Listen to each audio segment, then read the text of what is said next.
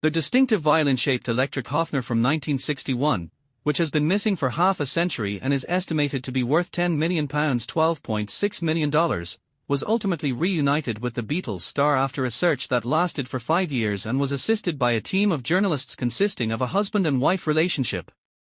According to Scott Jones, a writer who collaborated with Hofner CEO Nick Wass to locate the missing instrument that was instrumental in creating Beatlemania all over the world, McCartney had requested that Hofner assist in locating the guitar. It was in 1961, when the Beatles were improving their skills during a series of residences in Hamburg, Germany, that McCartney purchased the bass for approximately £30, which is equivalent to $37.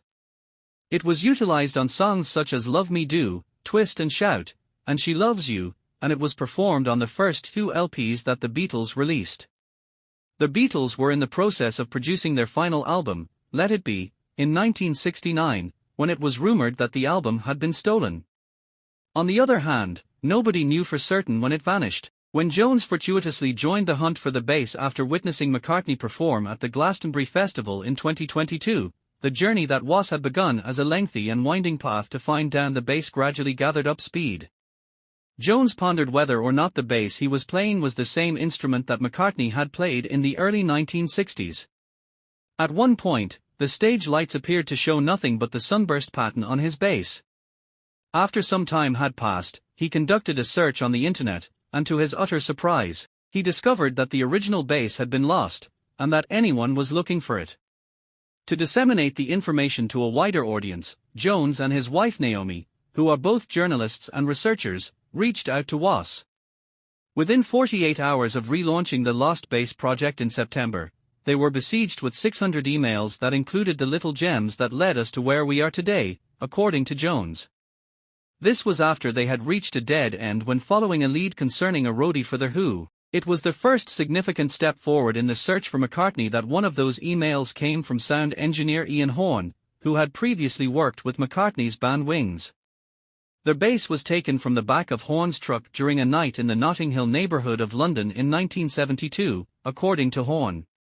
According to Horn, McCartney instructed him not to worry about the theft, and he remained working for him for another 6 years.